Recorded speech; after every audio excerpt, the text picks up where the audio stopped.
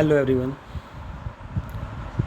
जिस तरह की समस्या सभी बच्चों को आ रही, जैसे कि किसी बच्चे के पास मोबाइल नहीं है या घर में एक ही मोबाइल है या नेटवर्क की प्रॉब्लम के कारण बहुत कम बच्चे क्लास ज्वाइन कर पा रहे हैं और लगातार हर बच्चे के कहने के बाद अब हम गूगल मीट पे जिस तरह क्लास बार बार डिस्टर्ब हो जाए, बीच में कट हो जाए, अब हम क्लास सारी यूट्यूब पे ही लेंगे क्योंकि बच्चे बोल रहे कि हम सब इसको क्लास को ज्वाइन नहीं कर पाते क्योंकि घर में या तो एक ही मोबाइल है, उसको पापा ले जाएं, या दूसरा भाई या बहन की क्लास चल रही हो वो एक ही टाइम पे।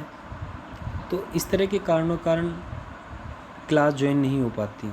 मेनली हमारे लिए आपकी क्लास ज़रूरी है, आपकी पढ़ाई ज़रूरी है।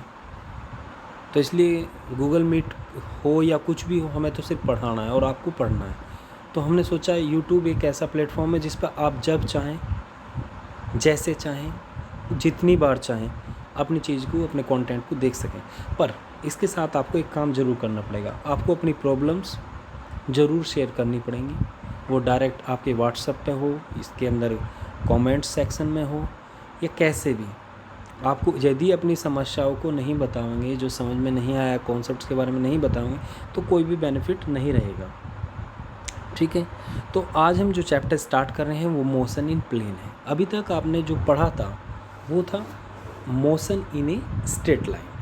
अभी तक आपने motion in a straight line पढ़ा था और अब हम पढ़ेंगे मोशन इन प्लेन। ऐसा किस लिए? देखो, जो हम नॉर्मल लाइफ में देखें क्या दिखाई देवे कि जब हम पहले आपके लिए, चलो स्ट्रेट लाइन से बात स्टार्ट करते हैं। आपने स्ट्रेट लाइन में पढ़ा था कि कोई भी ओरिजिन है उसके रेस्पेक्ट में कोई बॉडी ऐसे मूव कर सकती है, ऐसे मूव कर सकती है, यानी वो एक ही लाइन में मूव कर सकती है। तो जब एक ही लाइन में मोशन हुए तो उसी के अंदर यदि हम डिस्प्लेसमेंट, पोजीशन या वेलोसिटी, एक्सीलरेशन को डिफाइन करें तो वह थोड़ा सा आसान हो जाए कि हम एक डायरेक्शन को पॉजिटिव मान लें तो दूसरी डायरेक्शन को नेगेटिव मान के ईजिली एक्सप्लेन कर दें।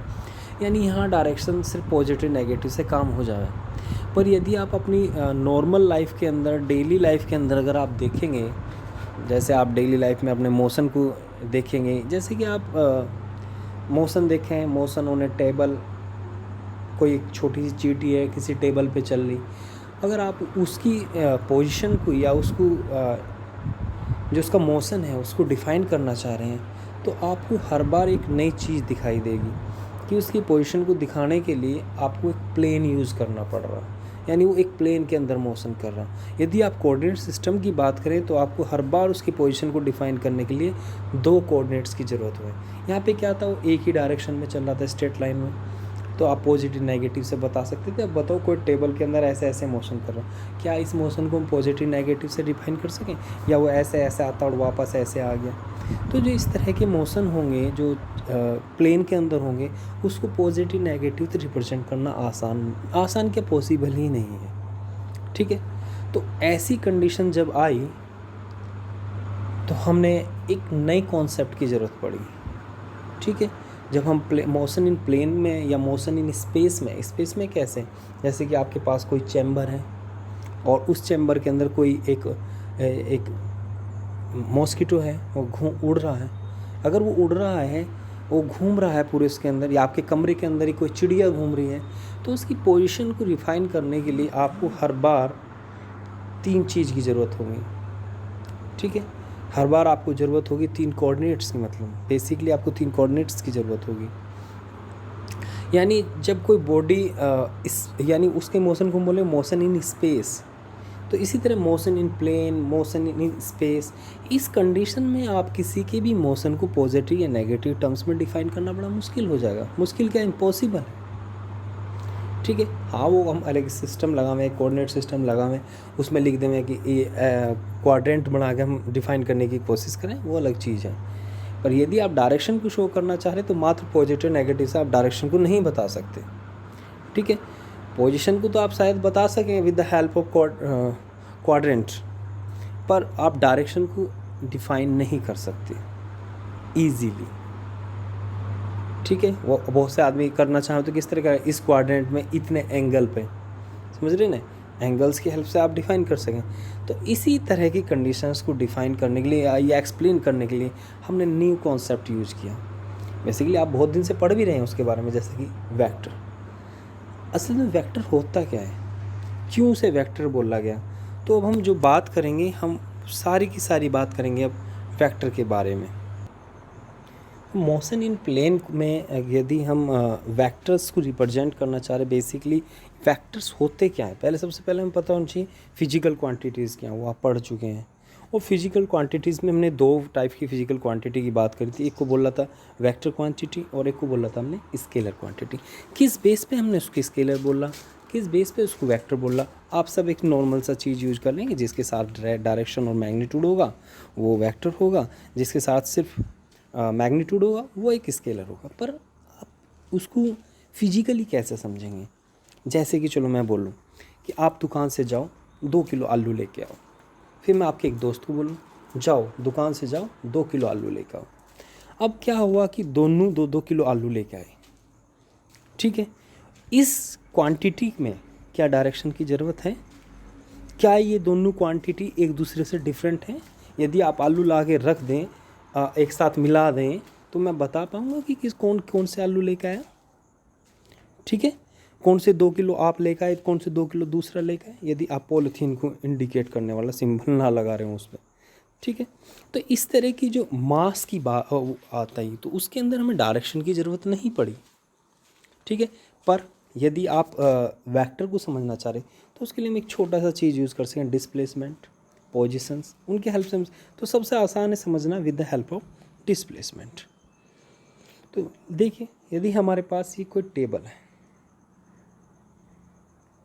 इस टेबल पे यहाँ पे हमने कोई एक स्टोन रख दिया, चलो ये कोई स्टोन रखा हुआ है, ठीक है। और मैंने 3 बच्चों को बुलाया, आओ भाई 3 बच्चे आओ और इस स्टोन को 2 मीटर डिस्प्लेस करो।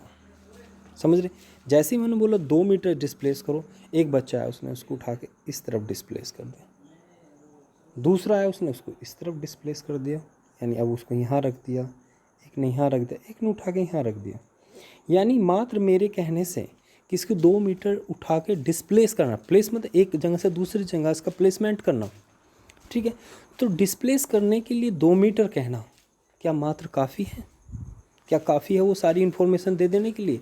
यदि मैं ऐसे कहूँगा तो ऐसी तो इनफाइनाइट पॉसिबिलिटीज़ हैं डिस्प्लेसमेंट की, कभी इधर कभी उधर, क्योंकि इनफाइनाइट डायरेक्शन पॉसिबल है। यानी इस जगह डिस्प्लेसमेंट को रिप्रेजेंट करने के लिए हमें मैग्नीट्यूड के साथ साथ डायरेक्शन भी पता होना बहुत ज़रूरी है, ठीक है। तो इसीलिए ऐसी क्वांटिटीज़ जो विदाउट डायरेक्शन डिस्क्राइब करना इम्पॉसिबल है, वे सब क्या हैं? Vector quantity.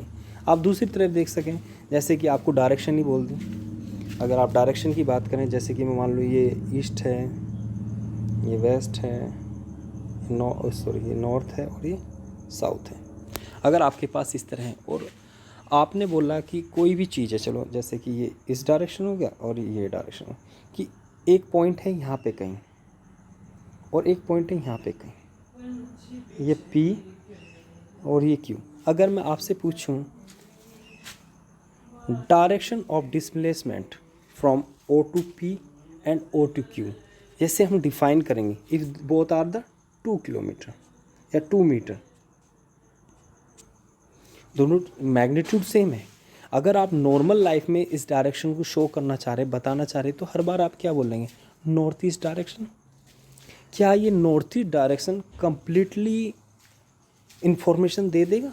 देखो, इसको भी आप नॉर्थ ईस्ट बोल लेंगे, इसको भी आप नॉर्थ ईस्ट बोल लेंगे, तो ये कंप्लीट इन्फॉर्मेशन नहीं दे पाओगा। इसलिए हमें हर बार एक डायरेक्शन की मोस्ट ज़रूरत है। तो उसको हम डिफाइन करें with the north direction, with the south direction, तो उसके हेल्प से हम उसको डिफाइन करें इन द फॉर्म ऑफ थीटाज, ठीक है।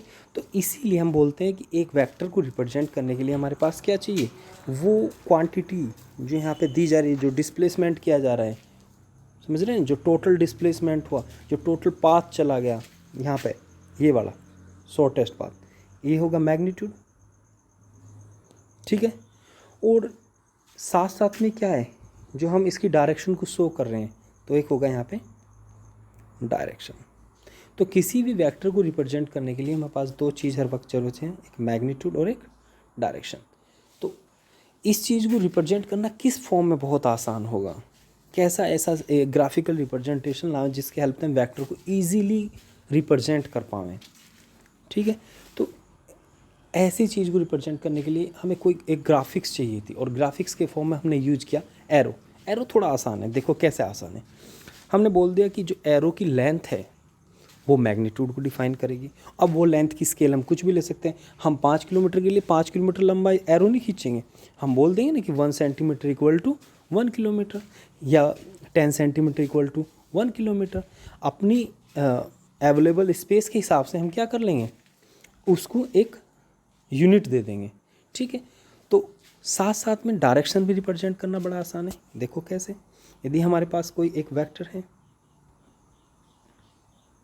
और उसको हमने with the help of arrow represent करा, तो जो इसकी लेंथ है वो क्या रिप्रेजेंट करेगी, मैग्नीट्यूड, और जो एरो कट साइन है वो रिप्रेजेंट करेगा डायरेक्शन। तो एक सिंपल से ग्राफिक्स रिप्रेजेंटेशन से हम इजीली डिफाइन कर सकें किसी भी प्लेन या किसी भी स्पेस के अंदर किसी वेक्टर को। तो वेक्टर को रिप्रेजेंट करने के लिए हमें दो ही चीज़ चाहिए, एक चाहिए उसका मैग्नीट्यूड और एक चाहिए उसका डायरेक्शन। तो यदि आप उसको क्वांटिटिक फॉर्म में लिखें और रिप्रेजेंटेशन करें, या उसका एक सिंबॉलिक रिप्रेजेंटेशन देखें, तो जिस भी क्वांटिटी को आप in the form of vector दिखाओगे तो उसके साथ क्या करेंगे, जैसे ए है तो उसके ऊपर एक सिंबल लगा दें। ये सिंबल उसलिए नहीं है कि मैग्नीट्यूड और डायरेक्शन के लिए, नहीं नहीं, ये सिर्फ सिंबॉलिक रिप्रेजेंटेशन के लिए कि जो ए है वो एक वेक्टर है। यदि आप ऐसा नहीं लिखना चाहते तो इसको बड़ा गाढ़ा गाढ़ा लिखना, मतलब बहुत बहुत डार्क डार्क लिखना पड़ेगा ऐसे। ठीक है, अब डार्क लिख लिख के कॉपी तो फाड़ी नहीं जाएगी, तो को इसलिए बचाने के लिए हम क्या करेंगे, उसके ऊपर एक एरो रख देंगे। ये एरो सिर्फ एक सिंबॉलिक रिप्रेजेंटेशन है, पर यदि ग्राफिकली मैं इसकी वैल्यू बताऊं, जैसे मैं इसको बोलूं कि ये क्या है, कोई वेक्टर है जिसके पास अपना एक मैग्नीट्यूड है, तो मान लिया इसका मैग्नीट्यूड कितना है, 3 है, और एक डायरेक्शन है, कोई भी डायरेक्शन दिया जैसे कि ईस्ट डायरेक्शन है। ठीक है, तो ये क्या है, इसका मैग्नीट्यूड 3 है और डायरेक्शन ईस्ट है। तो इसको यदि ग्राफिकली रिप्रेजेंट करेंगे तो ऐसे कर देंगे कि ये कोई लेंथ है, कितनी है, if magnitude 1 is equal to the 1 centimetre, then the total length is equal to 3 centimetre. Basically 3 नहीं है, थोड़ा बड़ा है। ठीक है, ऐसा नहीं एग्जैक्ट बता रहा मैं, क्योंकि मैं स्केल यूज़ नहीं कर रहा। ठीक है, तो जो इसका मैग्नीट्यूड है वो क्या करेगा, मतलब जो इसकी लेंथ है वो मैग्नीट्यूड को रिप्रेजेंट करेगा, और जो एरो किस तरफ है, ईस्ट डायरेक्शन में। यदि आप बोलोगे नहीं वेस्ट में है तो इसको वेस्ट की तरफ कर देंगे। यदि आप और कोई एंगल बोलोगे ईस्ट के साथ, तो उसी एंगल के हिसाब से हम इसको डिफाइन कर देंगे कि भैया इस तरफ है, इस तरफ है, इस तरफ है। ठीक है, तो θ1 पे है, θ2 पे है, θ3 पे है। तो इस तरह हम किसी भी वेक्टर को रिप्रेजेंट कर सकते हैं। तो सिंबॉलिक रूप से यदि आप उसको रिप्रेजेंट करेंगे तो वेक्टर के ऊपर क्या लगा देंगे, साइन लगा देंगे, एरो साइन, वो रिप्रेजेंट करेगा वेक्टर टर्म्स में। ठीक है, और स्केलर के लिए आपको कोई भी इस चीज़ की ज़रूरत नहीं, क्योंकि क्यों नहीं, क्योंकि स्केलर में क्या है, सिर्फ मैग्नीट्यूड होगा, और मैग्नीट्यूड को आप सीधा लिख सकते हैं। ठीक है, इसलिए चलो अब हम बोलते हैं, इसलिए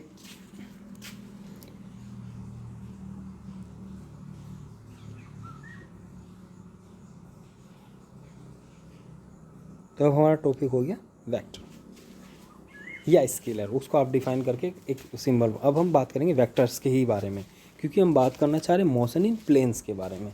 जैसे कि आपको यदि समझ में ना आ रहा हो मोशन प्लेन से मतलब क्या है, तो देखिए जैसे कि मोशन ऑन टेबल। ठीक है, प्रोजेक्टाइल मोशन, आपने एक पत्थर उठाया फेंक दिया, उसकी जो मोशन होगा वो पूरा का पूरा एक वर्टिकल प्लेन के अंदर होगा। जैसे कि आपने यहाँ से पत्थर उठाया, उसको ऐसे फेंक दिया, ये कैसा है, मोशन प्लेन। यदि आपने पत्थर उठाया, जैसे कि ये कोई बच्चा है, उसने एक पत्थर उठाया और ऐसे फेंका, तो पत्थर ऐसे जाएगा, ऐसे ही वापस आ जाएगी, this is the motion in straight line. पर यदि उसने ऐसे ना फेंक के किसी ऐसे एंगल पे फेंक दिया, जब वो किसी एंगल पे फेंकेगा तो पत्थर कैसे जाएगा, ऐसे जाएगा।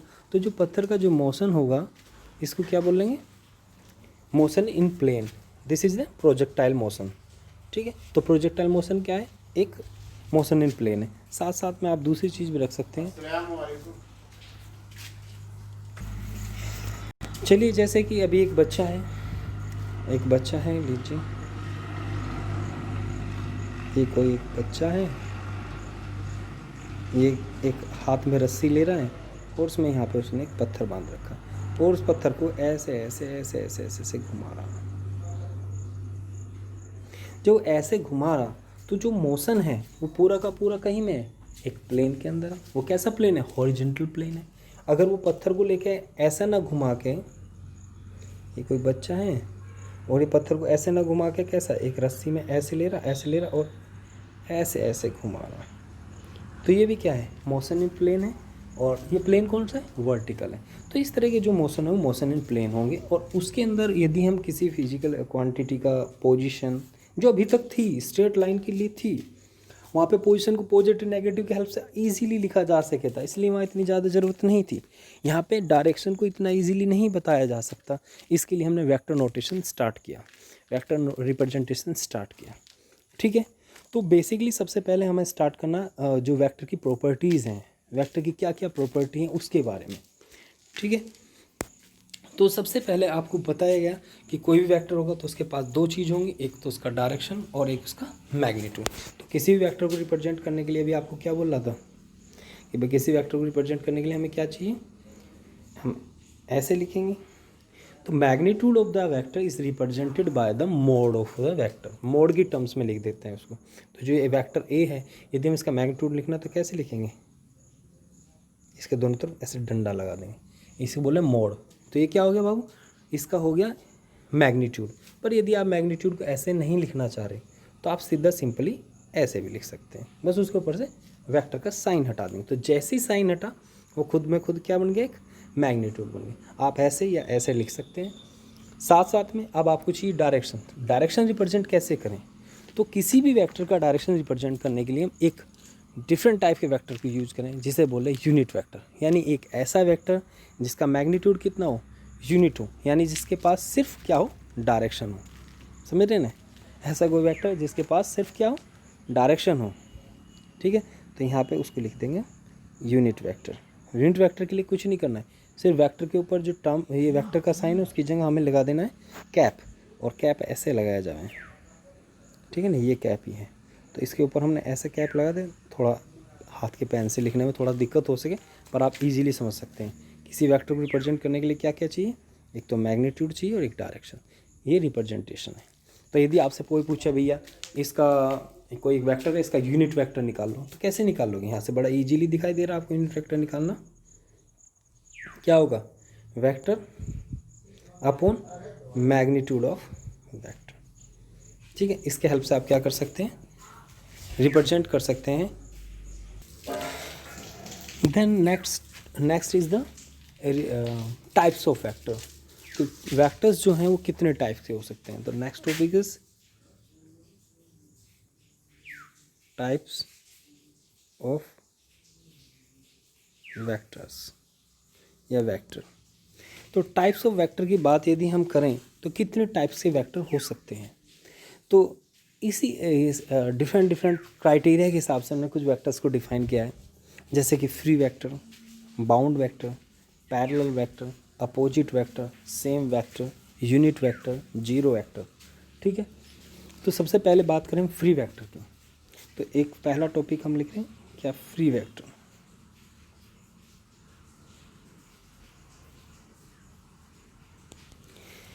इसको थोड़ा सा आसानी से समझा जा सके, ऐसा कोई वेक्टर, मुझे लगे फ्री वेक्टर बताने के साथ साथ आपको पहले बता देना चाहिए पोजीशन और डिस्प्लेसमेंट के बारे में। ठीक है, तो शायद इसको समझना थोड़ा सा आसान हो जाएगा, और उसी के साथ फ्री वेक्टर को हम डिफाइन कर देंगे। तो चलो स्टार्ट कर रहे हैं, पहले शुरुआत कर रहे हैं पोजीशन के साथ। तो यदि हमारे पास कोई भी प्लेन के अंदर मोशन हो रहा, तो हम क्या करें, जहाँ भी कोई मोशन को हम रिप्रेजेंट करना चाहें या विजुलाइज करना चाहें, तो हम क्या यूज कर रहे थे, रेफरेंस फ्रेम। रेफरेंस फ्रेम का मतलब कि एक coordinate system attach with the reference point. तो यदि हम अपने किसी एक रेफरेंस फ्रेम के अंदर किसी एक पार्टिकल के मोशन को डिफाइन कर रहे या उसकी पोजीशन को डिफाइन कर रहे, तो कैसे करेंगे, तो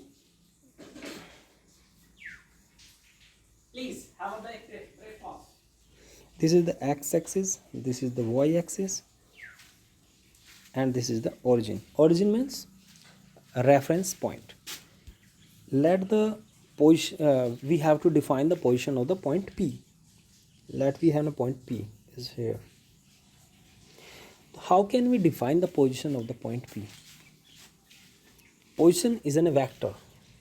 सो it have an a direction and magnitude. तो देखिए जो मैग्नीट्यूड है वो क्या होगा पोजीशन का, कि यहाँ से वो कितना दूर है,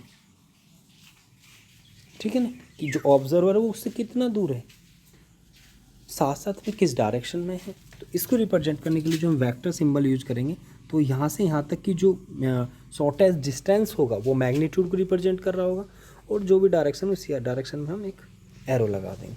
तो ये जो वेक्टर है, जो ओ पी वैक्टर है, तो इसको हम क्या बोल सकते हैं, ओ पी वैक्टर। तो जो ओ पी वैक्टर है, it's represent the position the point P. Similarly we can define the position of some point Q, it may be represent as O Q vector. हम इसको और तरह भी लिख सकते हैं, जैसे ओ पी को मैं क्या मान लूँ, कोई R1 वैक्टर मान लूँ, और ओ क्यू क्या मान लूँ, कोई R2 वैक्टर मान लूँ। तो ओ पी को हम ऐसे भी लिख सकते हैं R1 वैक्टर, और ओ क्यू को क्या लिख सकते हैं, ओ क्यू वैक्टर को हम ऐसे भी लिख सकते हैं R2 वैक्टर। तो ये R1 वैक्टर हैं, R2 वैक्टर हैं, ये क्या है, ये है पोजीशन वैक्टर।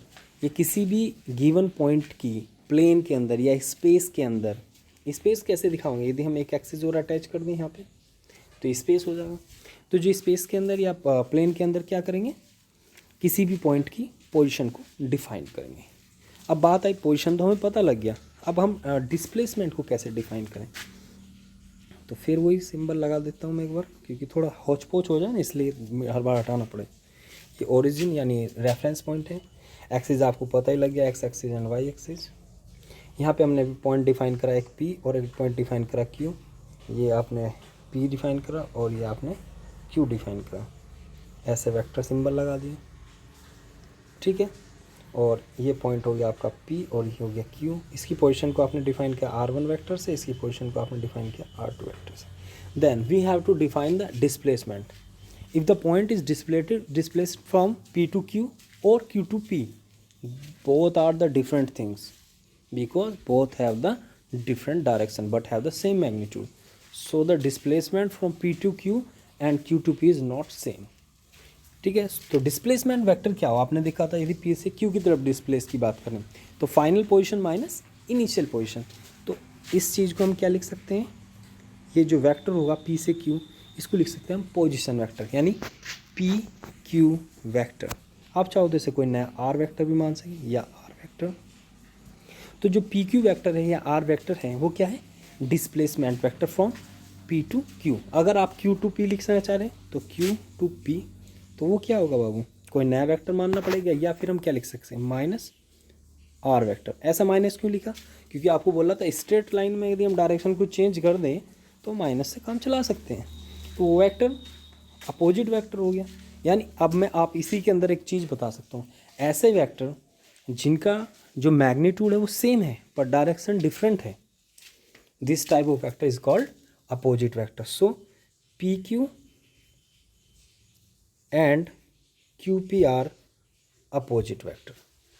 अपोजिट से मतलब क्या है, magnitude is same but direction is different. तो ये दोनों कैसे हो गए, अपोजिट वेक्टर, ठीक है। तो यहाँ पे अभी हम बात करते हैं डिस्प्लेसमेंट की।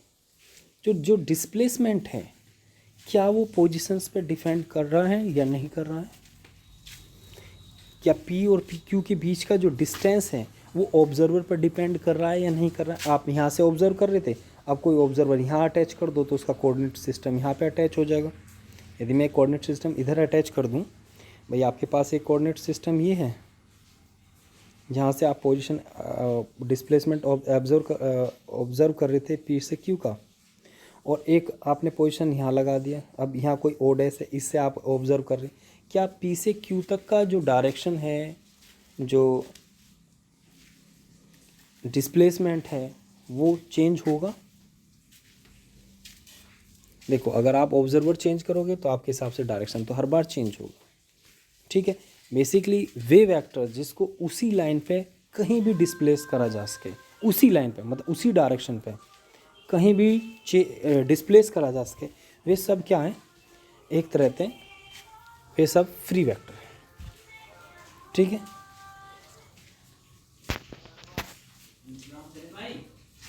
तो जितने भी टाइप्स ऑफ वेक्टर हैं उनको हम पूरा का पूरा कंप्लीट करेंगे अपने उसमें लेक्चर में, नेक्स्ट वीडियो में। कितने टाइप के वेक्टर्स हैं, कैसे कैसे रिप्रेजेंट करेंगे, ठीक है। और साथ साथ addition and the subtraction of vector, multiplication of the vector, इन सभी टॉपिक के बारे में हम नेक्स्ट क्लास के अंदर बात करेंगे। और उसके लिए हम पीपीटी की भी व्यवस्था कर रहे हैं, अगर हो पाएगी, नहीं तो हम खुद करेंगे, जैसे भी हाथ से लिख के करें, बोर्ड पे लिख के करें, जैसे भी करेंगे, ठीक है। तो thank you, meet you in next class.